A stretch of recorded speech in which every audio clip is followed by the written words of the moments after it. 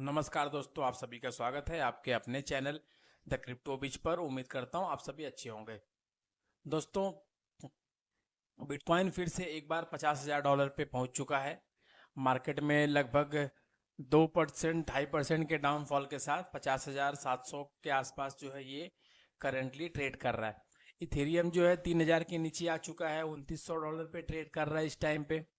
Tether USDT stable coin बना हुआ है अपने प्राइस पर।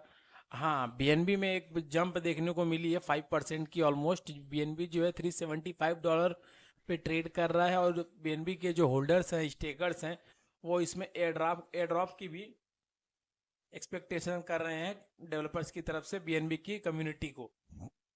उसके अलावा सोलाना जो है विद इन 100 आ चुका है, $99.76 पे ट्रेड कर रहा है।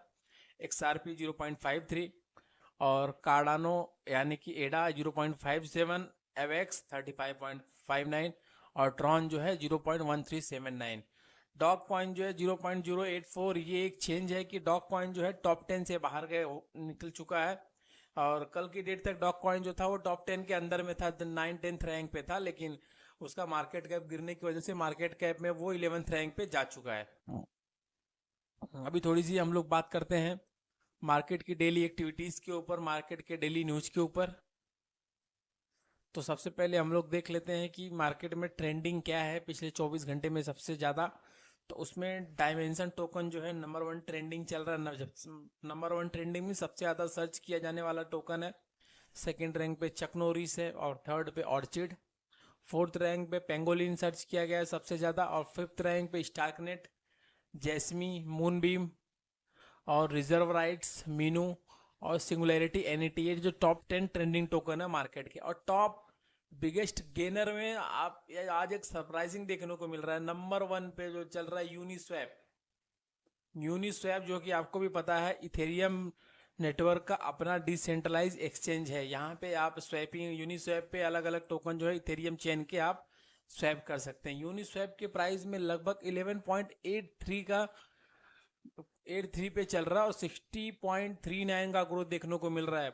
ऑलमोस्ट अपने प्राइस को इसने ऑलमोस्ट डबल किया हुआ है यूनिस्वैप ने। और इसके पीछे एक बड़ा रीजन है क्योंकि यूनिस्वैप ने एक प्रपोजल डाला है कि वो अपने स्टेकर्स को रिवॉर्ड, स्टेकिंग के अगेंस्ट में अपने स्टेकर्स के लिए रिवॉर्ड का प्रपोजल डाला है उसने। तो ये न्यूज जैसे ही मार्केट में आई तो यूनिस्वैप के होल्डर्स जो थे बहुत तेजी से बढ़ने लगे और इसकी बहुत तेजी से बाइंग हुई और डिमांड बनने की वजह से इसके प्राइस में एक बड़ा सर्ज देखने के लिए मिला और एक 60 पॉइंट की ग्रोथ ही शो कर रहा है पिछले 24 घंटे में। ये बहुत बड़ी ग्रोथ है।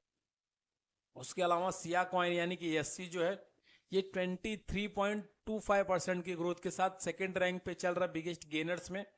फ्लेयर जो है 13 पॉइंट की ग्रोथ के साथ थर्ड रैंक पे चल रहा है। DYDX ETH जो है हाँ वो 9% की ग्रोथ पे चल रहा है। सिंथेटिक्स जो है 5% की ग्रोथ पे है। आवे 3.76% का ग्रोथ है।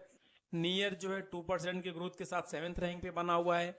फ्लो जो है वो 2% की ग्रोथ है पिछले 24 घंटे में। फॉर चेन की 1.56% की ग्रोथ है और कावा की 1.19% की ग्रोथ है। ये जो टॉप 10 कॉइन है ये बिगेस्ट गेनर्स है पिछले 24 घंटे में। इन्होंने काफी सारा प्रॉफिट दिया है लोगों को। उसके अलावा बिगेस्ट लूजर्स की लिस्ट में अगर आप देखने जाएंगे तो डायमेंशन जो है वो नंबर 1 है। और डायमेंशन अभी हाल ही में लिस्ट हुआ टोकन है। इसके बारे में मैं थोड़ा सा आप लोगों को डिटेल बता देता हूँ। डायमेंशन लिस्टिंग के टाइम पे $3.5-4 के अराउंड था, फिर ये 9-10 तक टच किया था डायमेंशन। लेकिन अभी डायमेंशन में कंटिन्यूसली पिछले कई दिनों से डाउनफॉल हो रहा है। तो आज 17% के डाउनफॉल के साथ में ये 5.94 पे ट्रेड कर रहा है। और स्टार्कनेट का जो एयर ड्रॉप था वो भी 10.27% पे ट्रेड कर रहा है करेंटली। और ऑडी जो है बिटकॉइन का, ऑर्डिनल्स का जो बिटकॉइन, देखिए बिटकॉइन के प्राइस में 2-2.5% का डाउनफॉल है तो वो इम्पेक्ट करता है बिटकॉइन के सारे टोकन्स पे। तो ऑडी जो है 10.25% के डाउनफॉल पे चल रहा है। सुई टोकन नंबर 4 पे है 10% के डाउनफॉल के साथ और पाइथ नेटवर्क 9.88%। IMX जो है 8.69% है। सेई 8.29%। वो 7.80% के साथ 8th रैंक पे है बिगेस्ट लूजर्स में। और उसके बाद Fetch.ai और दी ग्राफ है। ये जो टॉप 10 है ये टॉप 10 लूजर्स है मार्केट के पिछले 24 घंटे में। उसके अलावा दोस्तों most visited token almost same, एक कल थे वही ऑलमोस्ट आज भी स्टैंड कर रहे हैं। हाँ, कुछ नए लिस्टिंग जो हुए हैं कॉइन मार्केट कैप में, उसमें Renzo protocol, game fork, vector chat dot A I, लस A I, alpha cake dot A I, multidex A, मतलब ए आई से रिलेटेड काफ़ी सारे टोकन जो यहाँ पे लिस्ट हुए हैं। Build A I, node A I, miner, blob, ये जो है टॉप 10 टोकन जो है कॉइन मार्केट कैप पे रजिस्टर हुए हैं पिछले 24 घंटे में। तो ये रही मार्केट की कुछ अपडेट। थोड़ी सी हम लोग न्यूज़ के बारे में डिस्कस कर लेते हैं। काफ़ी सारी न्यूज़ आई हैं, बाइनेंस से रिलेटेड न्यूज़ है, यूनिसेफ से रिलेटेड न्यूज़ है, उसके बारे में हम लोग थोड़ा सा जान लेते हैं एक बार। बाइनेंस की जो सबसे बड़ी न्यूज़ दोस्तों ये है कि बाइनेंस मस्ट पे 4.3 बिलियन इन फेडरल केस है सीजे अवेट सेंटेंसिंग। मैंने आपको कुछ दिन पहले एक वीडियो में बताया था कि जो बाइनेंस के सीईओ थे उनके खिलाफ जो फैसला था यूएस की कोर्ट ने वो सुरक्षित रख लिया था। कोर्ट ने अभी उनको ऑर्डर दिया है कि आपको 4.3 बिलियन डॉलर पे करना पड़ेगा अपने कोर्ट के फैसले के पहले, प्लस उसके अलावा आपको अपने सारे पासपोर्ट, वीज़ा, पासपोर्ट जो हैं वो जमा करने पड़ेंगे। उसके बाद ये जो फैसला आएगा, और क्योंकि इनके जो इनकी तरफ से जो प्रोसिक्यूटर्स थे उन लोगों ने रिक्वेस्ट किया था कोर्ट से, कि जजेस से रिक्वेस्ट किया था कि इसको ख़त्म किया जाए इस मैटर को, और इनकी जो बड़ी पेनल्टी है उस पेनल्टी के साथ में केस को सेटलमेंट किया जाए। तो फेडरल जज accepted a guilty plea from crypto currency exchange Binance along with 4.3 billion in fines and penalties to settle it case, the largest such assessment in the history of the federal financial prosecution.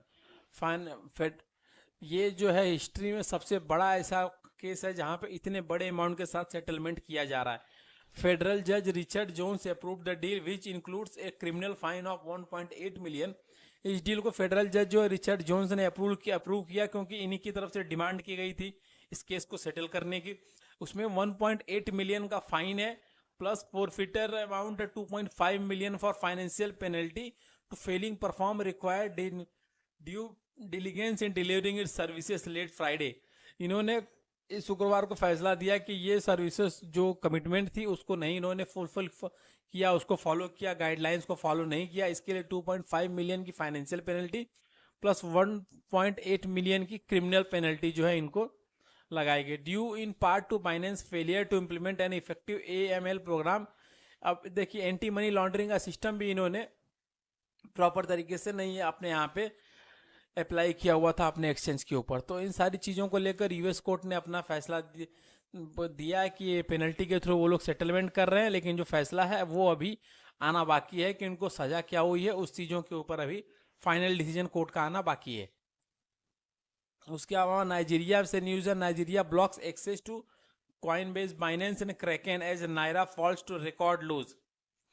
Nigeria government ने अपने यहाँ पे Binance, Coinbase और Kraken के exchanges पर वहाँ पे restrictions लगा दी हैं क्योंकि उनके वहाँ पे उनकी जो लोकल करेंसी नायरा है बहुत ज़्यादा तेज़ी से डाउनफॉल हो रही है, जिसकी वजह से उनकी इकोनॉमी पे इसका बहुत ज़्यादा असर पड़ रहा है। तो उन्होंने नायरा के इस डाउनफॉल में उनका कहना है कि कॉइनबेस, बाइनेंस और क्रैकिंग जैसे बड़े बड़े जो क्रिप्टो एक्सचेंजेस है ये रिस्पॉन्सिबल हैं।